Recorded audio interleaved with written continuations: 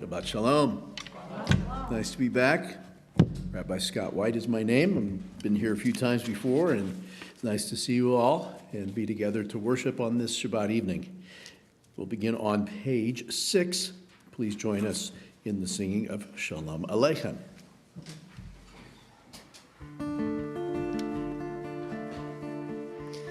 Shalom Aleichem, Malachei Hasharet, Malachei Elyon, Melech Malachei Hamlachim, HaKadosh Baruch Hu. Bochem L'Shalom, Malachei Hashalom, Malachei Elyon, Melech Malachei Hamlachim, HaKadosh Baruch Hu. Baruch Hu Ni L'Shalom, Malachei Hashalom, Malachei Elyon, Melech Malachei Hamlachim, HaKadosh Baruch Hu. Tzedchem L'Shalom, Malachei Hashalom, Malachei Elyon,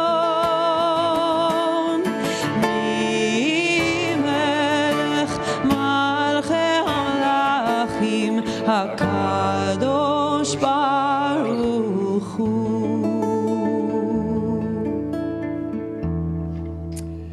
We're going to continue responsibly on page 7. In the middle of the page, we'll have the candle lighting, and I'll invite Sylvia White to join us up here when we get to that part to light the candles for us.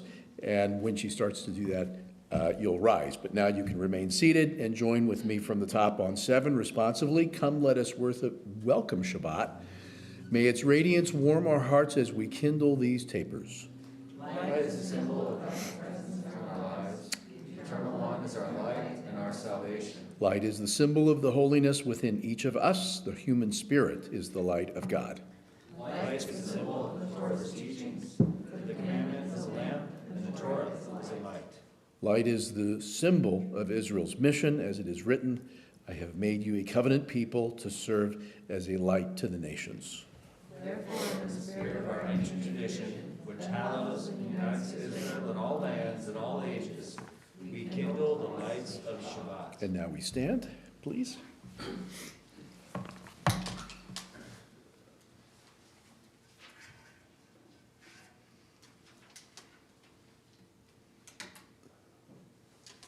Baruch atah Adonai Eloheinu melech haolam, asher kidshanu b'mitzvotav v'tzivanu v'hadliknei shel Shabbat.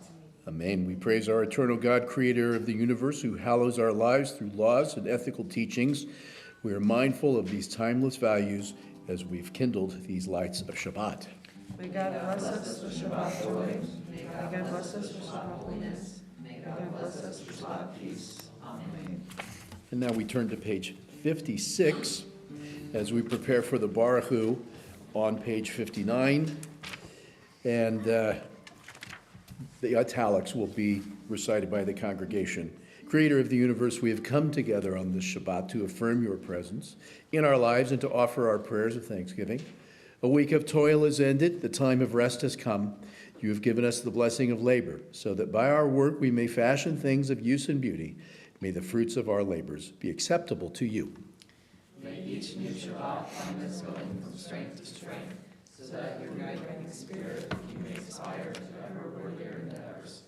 Make us conscious of our obligations and the opportunities for service that you have put within our church. Help us to use our blessings and our talents for the benefit of others, so the lives of many may be better through the work of our hands. Page 59.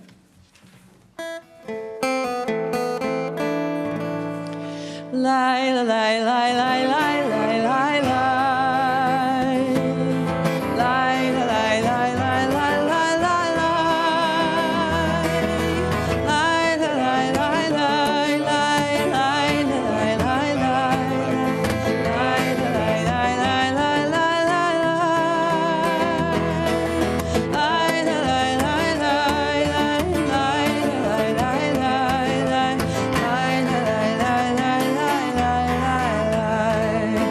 ברכו את אדוני המבורך.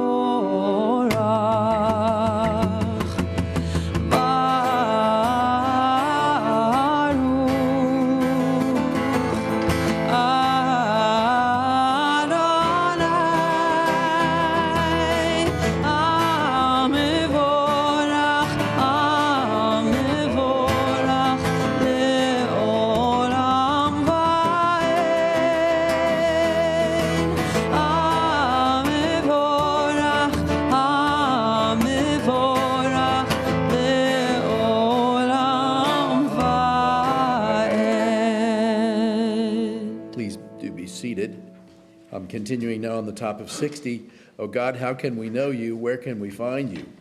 You are as close to us as breathing, and yet are farther than the most distant star.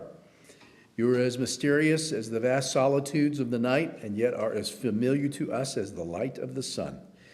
Even to Moses you said, you cannot see my countenance, but I will make all my goodness pass before you.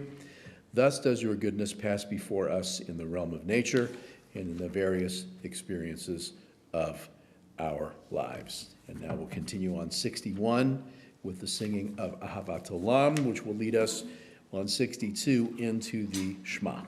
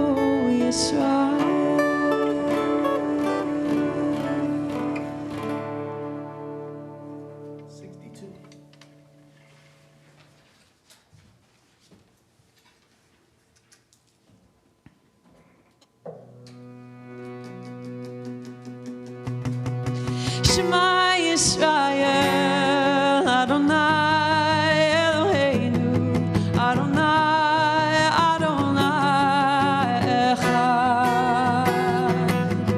Baruch Shem Kivod Malchuto, Le'olam, Le'olam Va'ed.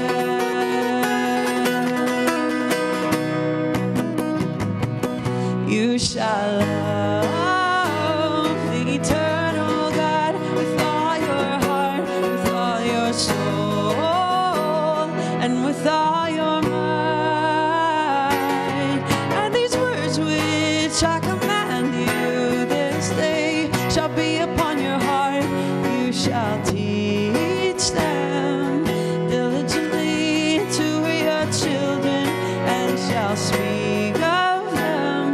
you sit in your house,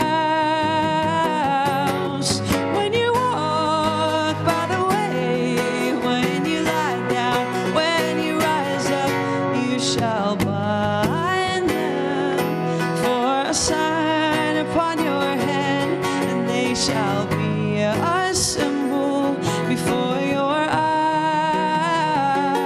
You shall write them on the doorpost of your house and on your gates, that you may remember and do all of my commandments, and be holy,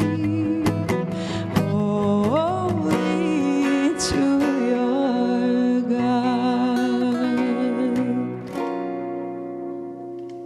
Please join me responsively on 65 from the top. All this we hold to be true and sure. We have only one God, and there is none else.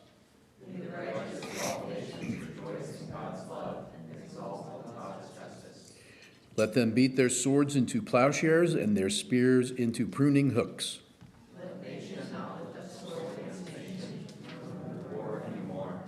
You shall not hate your brother or your sister in your heart.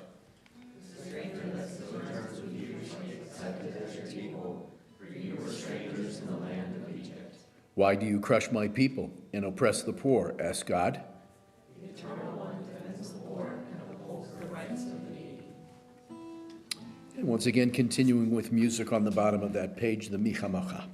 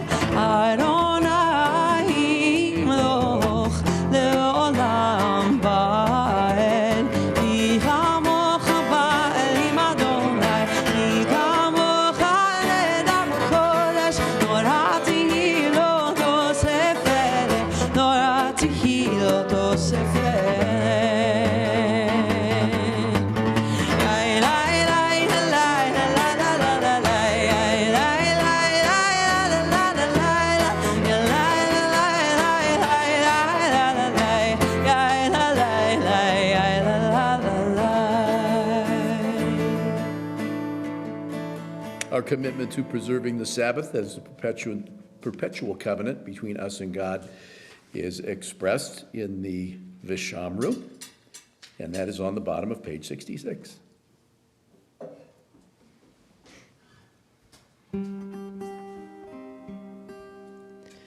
Vishamru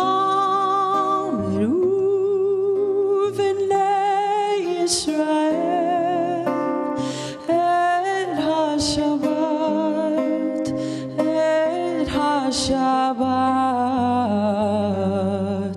la'asod et ha-Shabbat לדורותם ברית עולם ברית עולם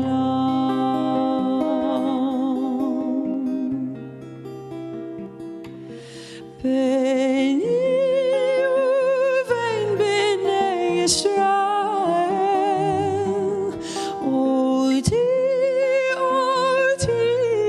לעולם ביני ובין בני ישראל אותי לעולם כי ששת ימים עשה אדוני עשה אדוני את השמיים ואת הארץ וביום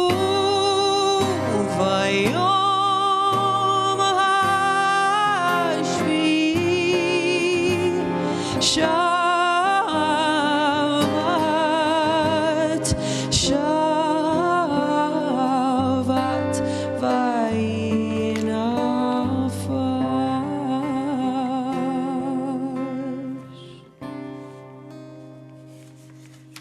And now we'll continue with our musical settings for our liturgy, the prayer of Hashkivenu, where we ask the Almighty to guard us and protect us, particularly was relevant in pre-electricity days when the world was a much darker place and probably a lot scarier, at least in that way, than nowadays. So we're going to be on page 68.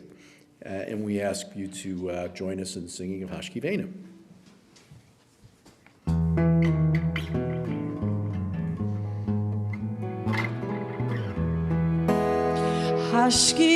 Hashkivenu, Hashkivenu,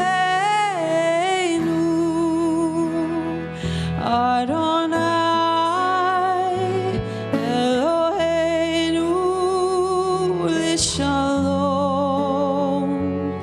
Shalom, Hashkivenu,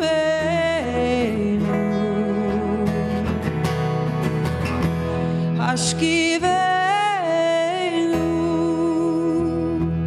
Adonai, Eloheinu, Shalom, Adonai, Eloheinu,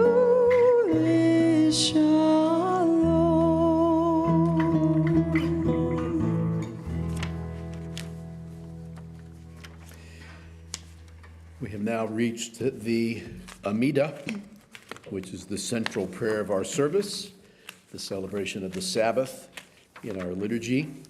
And it begins on page 69 as we ask that the Almighty open our lips that our mouths may declare the glory of the Lord. Please stand.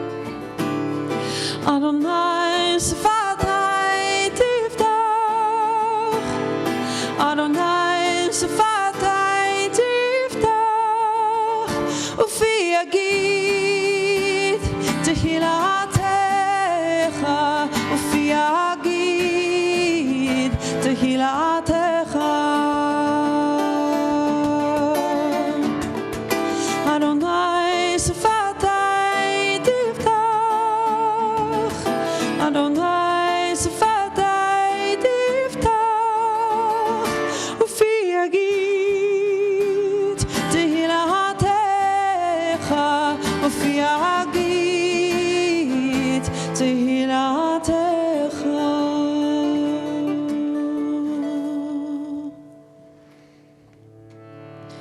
Baruch atah Adonai Eloheinu v'Elohei Avotenu v'Imotenu, Elohei Abraham, Elohei Yitzchak, v'Elohei Yaakov, Elohei Sarah, Elohei Leah, Elohei Leah, v'Elohei Rachel, Ha'el Hagedol, Hagibor v'Hanora, El Elyon, Gomel Chasadim Tovim, v'Konei Hakol, וזוכר חסדי אבות ואימהות, ומביא גאולה לבני בניהם, למען שמו באהבה, מלך עוזר ומושיע ומגן. ברוך אתה אדוני, מגן אברהם ועזרת שרה. Continuing on 70, infinite is your power, O God. Great is your gift of life. In loving kindness, you sustain the world. Through the endless flow of your blessings, you preserve all of creation. You uphold the following and heal the sick, free the captive, and keep faith with your people, death as in life. Who is like you, Lord, life and death. We praise you, God, the source of Eternal life. Source of all knowledge and wisdom, you have endowed us with reason and understanding. We pray for the light of your truth, for insight into your ways, and for the strength to banish from our hearts every unworthy desire. Forgive our transgressions and pardon our failings. May those who have lost their way come to know your love again, that they may turn to you with newness of heart. Continuing now together, O God, God of our mothers and fathers, grant our worship on this. Sanctify us through your precepts that we may share in the blessings of the Torah. Help us to be satisfied with the gifts of your goodness and grateful for all that you bestow. Purify our hearts that we may serve you in truth. May we preserve Shabbat as our people's heritage from generation to generation, that it will ever bring rest and joy, peace and comfort to our lives. We praise the eternal God who sanctifies Shabbat. And we continue together on 73 at the top. May all people find their way and help establish peace in our world. Let them cultivate that goodwill which may bring enduring peace. Let all nations realize that the triumphs of war turn to ashes, that justice and right are better than conquest and aggression. May they come to see that it is not by might, not by power, but by your Spirit that life prevails. Bless our land with plenty and our nation with peace. May righteousness abide with us, virtue bring us happiness. Blessed is our eternal God, hearkens to our prayer. Now we continue with music once again. Shalom Rav. You may be seated. Shalom Rav Yisrael Amcha Tarsim Le'olam. Shalom Rav Yisrael Amcha Tarsim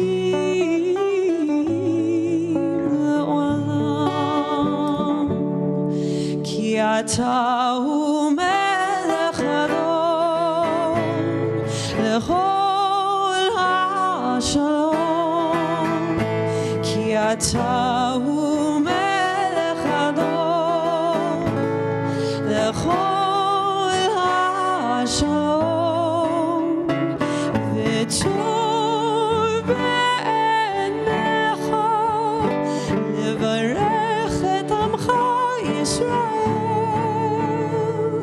בכל עת ובכל שעה בשלומך. ברוך אתה אדוני עושה השלום. Now we pause in our service for moments of silent reflection.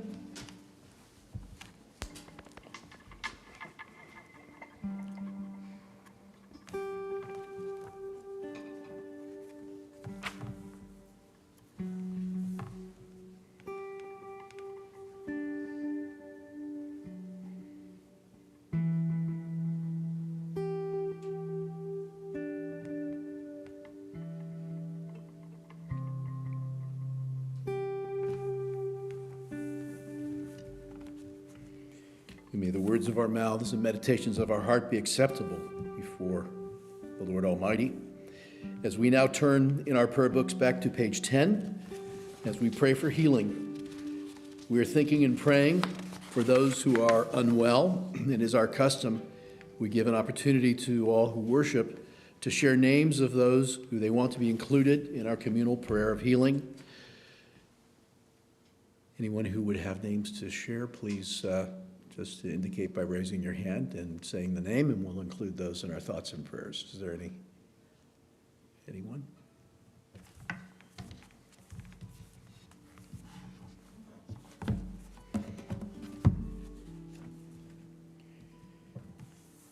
We pray for all people who at this hour are in sickness, want, or distress of body or spirit. We name in our hearts those who are near to us and in whose pain we feel pain. Let them know your help and feel your presence and realize that they are not alone. continuing with the Mishaberach music of prayer of healing. Mishaberach Avotenu Mekor HaBracha Le'imotenu.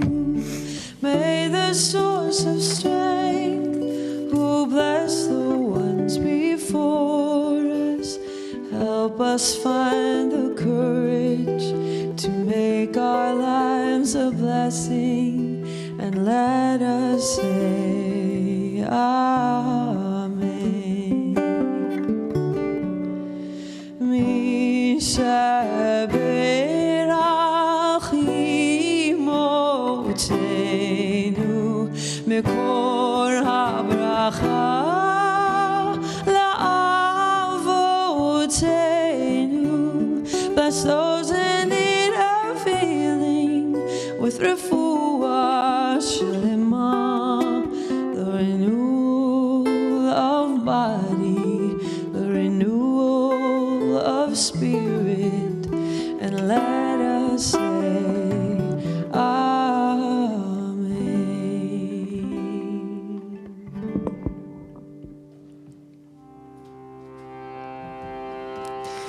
Yehud ratzon imrefi, Yehud ratzon imrefi, ve'gion libi lefanecha, Adonai tzuri ve'go'ali.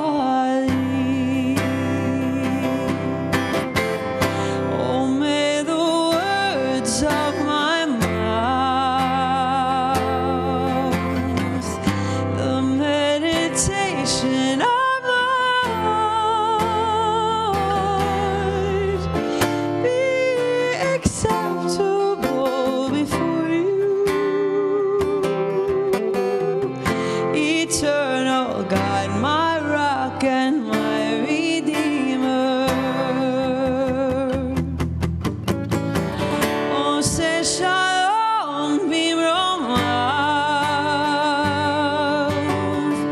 oh yeah, say shalom aleinu, ve'al kol Yisrael, ve'imru, ve'imru, amen.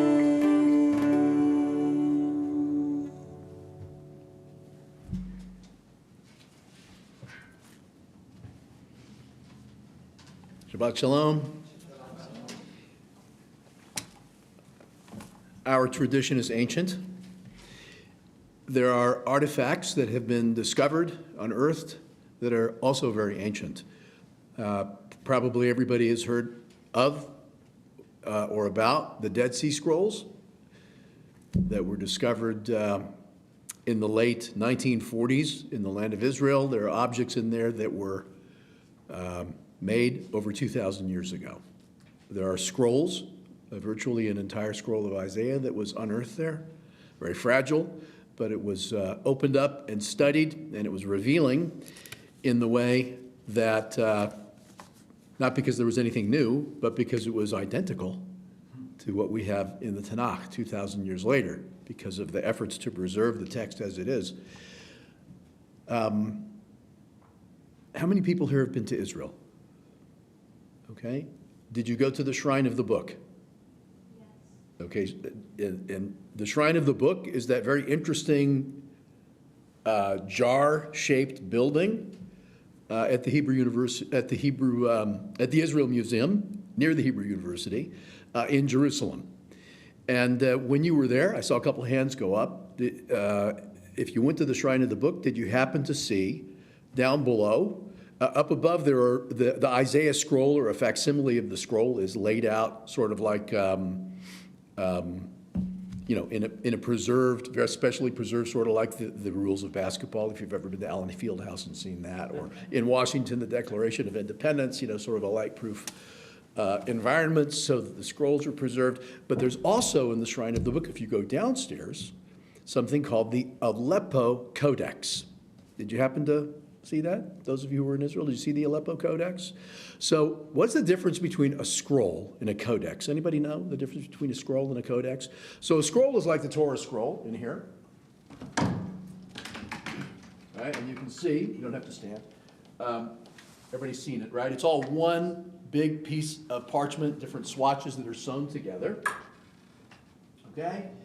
And the writings that were found in places like the ancient writings that were found in places like the Dead Sea, the Qumran caves, the Dead Sea Scrolls, were wrapped up much like a Torah scroll, but not on the wooden holders, just the scroll wrapped up. A codex is this. This is a codex. We call it a book, okay? But the fancy name for it is a codex because it's pages that are bound, okay? Printing and book binding of printed books, as we know them, has been around for, what, almost about 600 years now, since Gutenberg is the middle of the 1500s. But there are codices, that's the plural of codex, index, indices, codex, codices, that are much older than that. One of them is that Aleppo Codex, which is in the Shrine of the Book in Jerusalem, and which is a complete, in one book, just as we know it, codex of the Hebrew Bible, more or less, 60% more than nothing, but 40% less than everything. So there's about 40% of what we know to be the biblical canon, the Tanakh, that is absent from the Aleppo Codex. But there's another one from, not from Aleppo, but from the same era, which is about 1,000 years ago. The Aleppo Codex is from the late 900s of the current era, the Common Era. There is another famous codex called the Codex Sassoon. Anybody heard about that? Anybody read about that in the paper? Okay, it was in the paper, well, at least the Washington Post, the one, the non-Kansas City that I read. I don't know if it made local papers to the extent that people read those anymore. But the Codex Sassoon, and it is called as such because since the early 1900s it has been owned by the Sassoon family, a very wealthy Sephardic family. I think they also make shampoo and jeans and purses. And it is going up for auction in May. So I wanted to let you know because it can be had estimated for the bargain price of $30 to $50 million. It will become the most expensive purchase for a holy book in any tradition when that sale takes place. It is going on a quote-unquote world tour before the auction takes place, so you'll have some time to save for that. It's going to be in London, Tel Aviv, New York, Los Angeles, and right down the street from here in Dallas. So if you want to see it, you'll have to go to one of those places. Or, of course, if you want to buy it, you can make a bid and see it that way. Very exciting that this codex is going to hopefully be purchased and put in a public place for view. What is the difference besides the fact that it's pages that are bound between a codex and a scroll in terms of the Bible? The other difference is, as you may know, a Torah scroll, and I'm not going to take it out and open it up, it's just parchment and letters, right? And spaces between the letters. A codex, the Aleppo Codex, and the Codex Sassoon, or Sassoon, is punctuated, vocalized, and has the musical tropes, right? So there are three elements that are absent. There are also notes in the margins. Okay, so you can understand that not only is it very rare, it's almost complete. There's some illumination, and of course the inscription, the scribal work, is very, very beautiful. There also was a local event having to do with the Hebrew Bible here in town last night. Anybody happen to go hear Robert Alter? How did you like it? It was great. So I want to talk about that for a minute because Robert Alter, who is a professor of comparative literature and Hebrew at Berkeley, since the University of California at Berkeley since 1967. He's an 87-year-old man, still very active in terms of his scholarship and in terms of his public appearances. And he spoke last night at the Kansas City Public Library to a full house. If you know the lecture hall there, it was even spilling over into the aisles, as it were, over on the side, which is where we were sitting, my wife and I. So Robert Alter, in 2018, completed and had published by the Jewish Publication Society a complete English translation that he rendered of the entire Hebrew Bible, which is a vast project. He did it over about a 20-year period alone, okay? Translation of the entire Hebrew Bible has been done only a few times in history. Most recently before that, and famously, was from about 100 years ago. Maybe you've heard of Martin Buber. Anybody heard of Franz Rosenzweig? A contemporary of Martin Buber. They collaborated to produce a translation of the entire Hebrew Bible in German. Okay, and it was a sensation at the time and has remained a boon for scholars ever since. Most notably, the most famous translation of the Hebrew Bible goes by a Greek term because it was translated from Hebrew into Greek, and it is, say it loud, the Septuagint. And the reason it's called the Septuagint means 70, comes from the word 70 in Greek, because 70 people did that. Right? So it was considered remarkable that Rosenzweig and Buber did the German translation 100 years ago. Robert Alter did it by himself into English. So it was a pleasure to see and hear him. And I want to talk just for a moment about the centrality of the Bible. Rabbi Londi and I, you know, Rabbi Londi is in Israel with his grandchildren, he and his wife, hopefully having a great time over there. Rabbi Londi and I are roughly contemporaries. We went to the same seminary, Jewish Theological Seminary in New York City, a couple of years apart. He's a couple of years older than I, so he was ordained a little bit before I. But he and I share on our ordination certificates from the Jewish Theological Seminary the signature of the person who was the chancellor at that time in the at the time we were ordained, the early and mid-'80s. A person by the name of Gerson Cohen, a towering scholar of Rabbinic Judaism. By Rabbinic Judaism, we're talking about the Judaism that we know, okay, including pre-Reform, pre-conservative, but starting roughly shortly after the destruction of the Second Temple. If you know about the Sadducees and the Pharisees, Rabbinic Judaism grew out of the Pharisees. The Pharisees are the people who are behind the Talmud.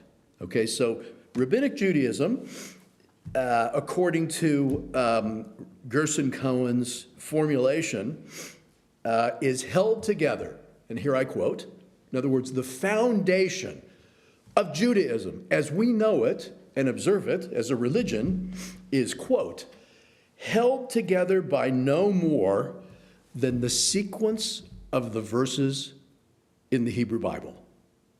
In other words, unquote, in other words, the origins and the foundations of Jewish faith and the Jewish way of life, unlike many other religions, does not stem from a logical flow of theological thought.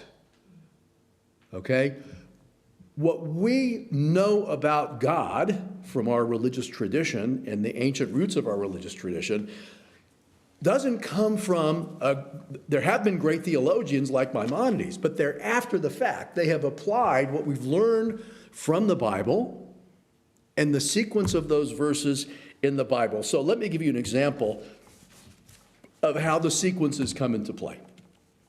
Okay, last week, in last week's Torah portion, we read about the first of the two versions, which is the one that kind of takes place in the narrative in situ. In other words, the narrative is talking about as it happened, the revelation at Mount Sinai and the bestowing of the Ten Commandments. The version in Deuteronomy is kind of Moses is reviewing what happened. In Exodus, what we read last week is the actual description. And among those commandments is one called Kibud Ha'av, which means thou shalt honor thy mother and father, right? I believe that that's number 6, if I'm not mistaken, of the 10. Okay? It seems as very clear what it's calling for, honoring one's parents. It's open to interpretation. What does it mean to honor one's father, to honor one's mother? Okay? But it's common sense to say that we can't take the words as they're written in the Hebrew Bible of that commandment, which say honor your father and mother so that you will have a long life and so on and so forth. We can't take them and turn them around and change the syntax. So it's actually saying, hey, parents, honor your kids, right? We can't invert it and turn it upside down because that's not what the verse says. Right? We have Hebrew words and they're open to interpretation, but there are limits. So the sequence of the words in a verse, the sequence of the verses in any passage, and the content as it stands in the flow of the Torah are basically our ground norm of how we know what to do as Jews and what God wants of us through our worship of God. Last week, in the 10 Commandments, we also heard, among the 10, Lo tignov. Anybody know what that means, lo tignov? Thou shalt not steal, right? You've heard the term ganef. Someone's a ganef. That's sort of a Yiddishized inflection of the word ganav. The Hebrew word for a thief is a ganav. Thievery is geneva. Lo tignov, you hear it? Lo tignov, thou shalt not steal. Period. On to the next commandment. Lo tinaf, thou shalt not commit adultery. So the 10 Commandments has just one, it's one word because it's actually hyphenated. Lo tignov, thou shalt not steal. Right there in the 10 Commandments in last week's Torah portion that we read among the 10 Commandments. In this week's Torah portion of Mishpatim, one chapter after chapter 20, which is what the 10 Commandments, chapter 20 of Exodus, appear in, we read in chapter 21 the following. Ki gnov ish shor oseh, if a person steals a steer or a sheep, utvacho umecharo, and slaughters it and sells the slaughtered meat. Chamisha bakar yishalem tachat ashor, then the thief, when he or she is apprehended, shall pay the value of the animal times 5. The arbatzon tachat haseh, and in the case of a sheep, 4 times, right? Are you familiar with the notion of treble damages? Right? Treble comes from the word for triple, right? So in tort law, certain types of misdeed from one person to another, financial misdeeds, you get caught, you get prosecuted, you get convicted. Not only do you have to pay back, but you have to pay back 3 times the value of what it was that you pilfered. Okay? So here what we have comparing thou shalt not steal in the 10 Commandments in Exodus chapter 20 with what I've just explained in Exodus chapter 21 about 5 times if you've slaughtered and butchered up the meat and sold it for a steer, and 4 times for a sheep, is a really good example of legal development, right? The principle is given in the 10 Commandments, the Jewish principle that thievery is a no-no according to Judaism, and it's left at that simply. And then in this week's Torah portion, we get this kind of concrete example of what happens, as I explained before, with animal theft and slaughter and sale. Obviously, you're benefiting. You steal an animal, you can sell it for its value, but if you slaughter it and butcher it up, you're going to make probably a lot more money than you would have if you had just sold the money. So here we have an example of a legal principle, which one chapter later, we get one example of a sort of nuanced picture of legal development. Now, there is a commentator by the name of Tzfat Emet, and he delineates the purpose, okay, of why the Torah has these 2 items of interest juxtaposed back to each other, okay? In other words, the 10 Commandments in chapter 20 are abstract principles, and when you look in chapter 21 and chapter 22, you see, in addition to laws, some nuanced laws expanding on the idea of thou shalt not steal, we get the same notion with some of the other commandments, So the Sfat Emet says this, Mishpatim hem ta'amei ha-mitzvot. The statutes,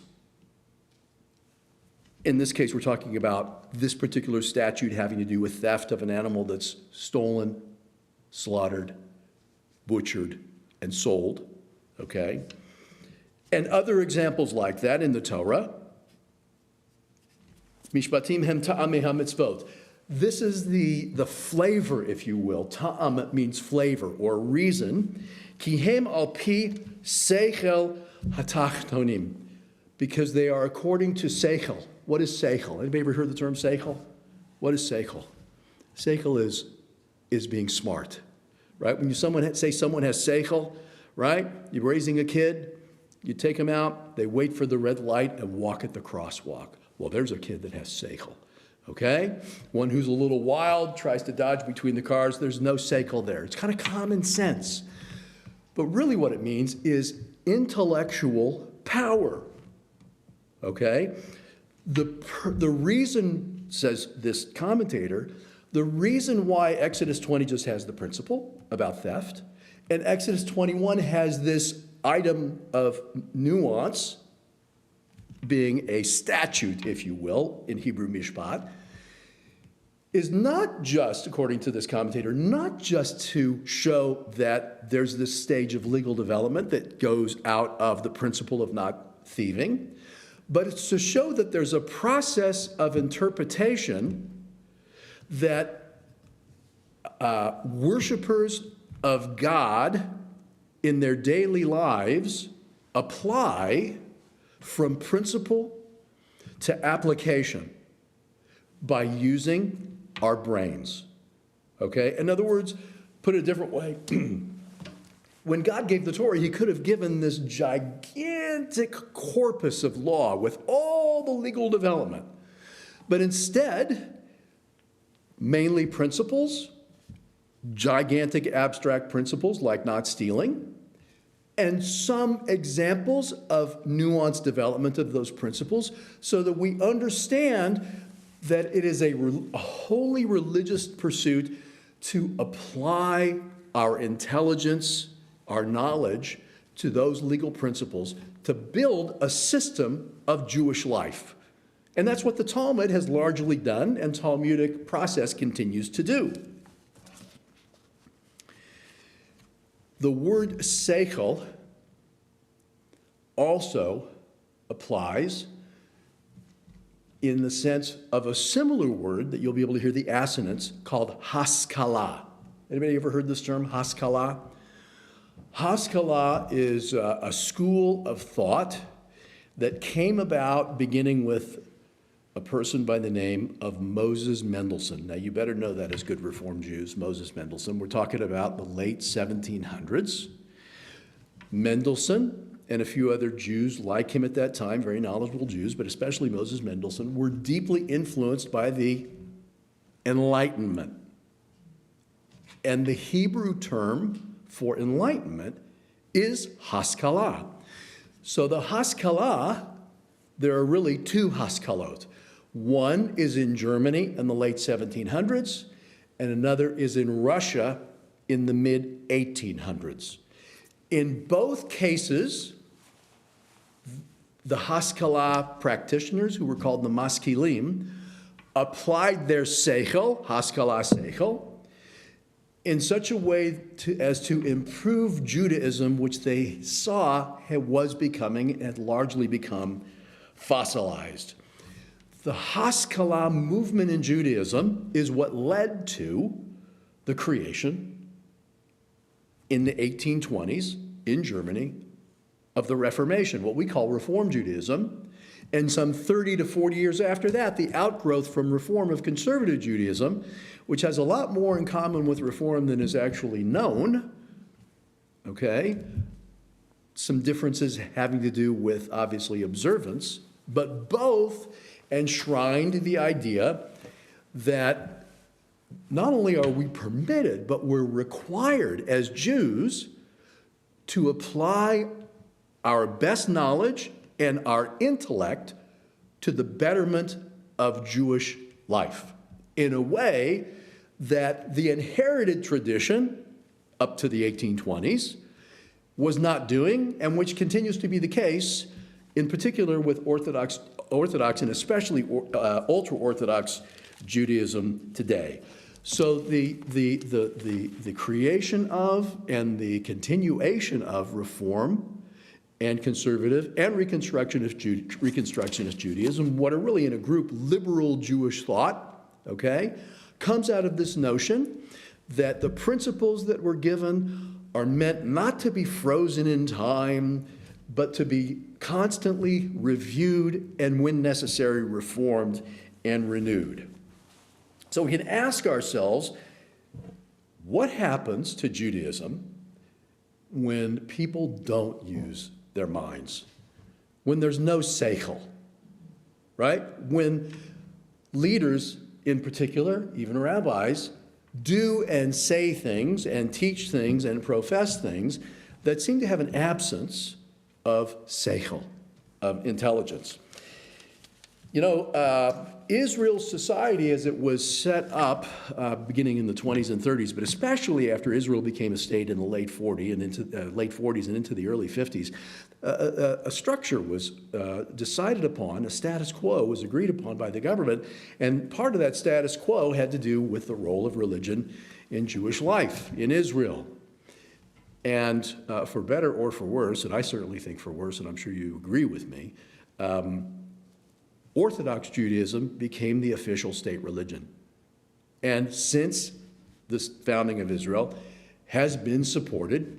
Every single government of Israel, when it made its budget, or when it, sometimes they don't make budgets, they just endorse the old one when they can't agree on a new one, has had enormous amounts of shekels, shekalim, going into the ultra-Orthodox community, the Orthodox community, for the rabbis, for the schools, for the ritual baths, for the synagogues.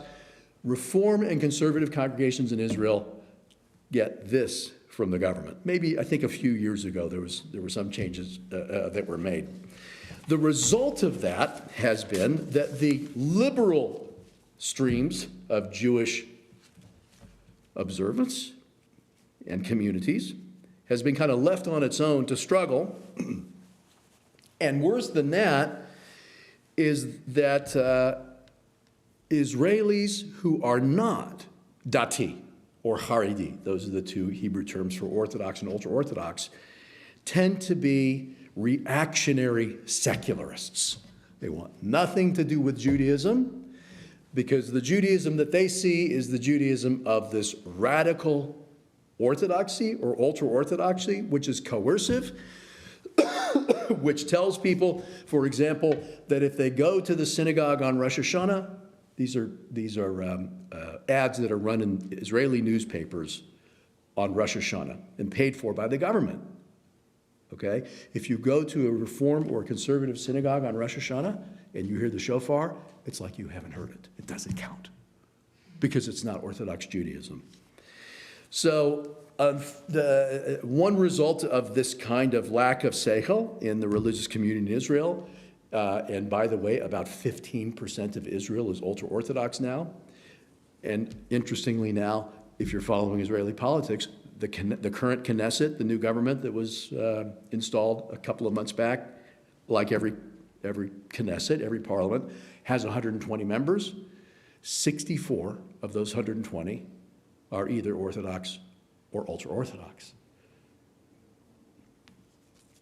So in addition to kind of creating this repulsion that secular Israelis feel toward any kind of Jewish religiosity, there has been another example of that mindset that unenlightened mindset which does not apply and respect the principles of Jewish learning that I was talking about earlier, where God gives abstract principles and commands us to use our seichel to develop them. Here's an example of what happened this week. The chief rabbi, every city in Israel has a chief rabbi who gets paid by the government, who is selected by the government, okay? And the chief rabbi of Tzfat, which is in the Galilee, Rabbi Eliyahu, comes from the illustrious Eliyahu family. His father was the chief rabbi of Israel, as was his grandfather. Nothing unusual there in the Orthodox community, even though it's supposed to be a meritocracy. Gentility, if you'll pardon the term, means a lot too. Had something to say, this Rabbi Eliyahu had something to say after the earthquake in Turkey and Syria. And here's what he said. Because Turkey and Syria have been opposed to the Jewish state and expressed animus toward the Jewish state, that earthquake, I think the number now is about 35 or 40,000, was divine retribution. The American Jewish community, the American Jewish Committee, the head of the American Jewish Committee said in 2 words that Rabbi Eliyahu's pronouncement was horrifically appalling. And here's why. You know, the foundational moment of Jewish faith, right, the act of perfect faith was enacted by none other than the founder of Judaism, Avraham Avinu, when God commanded him, instructed him to take his son, the only son that he had with his wife Sarah, okay, and bind him on the mountain and slaughter him. You all know the story, right? We hear this every Rosh Hashanah. We hear it also during the year when it comes to the weekly Torah reading. And of course, he does that as an act of faith, but he is halted at the end. Isaac is spared. A ram is offered in his place. But God now knows that Abraham is essentially, I mean, this is problematic, that Abraham's kind of like an automaton. Your wish is my command, no matter how ridiculous it is. But in a way, we see it as an act of perfect faith and perfect trust in God. And it really turned out to be exactly that, because God didn't let him go through with it. So one of the lessons that come out of that is that God has no interest in the death of innocent children. Innocent people to begin with, but especially not innocent children. So I think we all well know that within the terrible tragedy in Turkey and Syria, and this terrible earthquake, among these 40,000 people so far who have been accounted as perishing in that, there are a lot of innocent people, including innocent children, including innocent babies. And for a rabbi, chief rabbi, in a place like Tzfat, one of the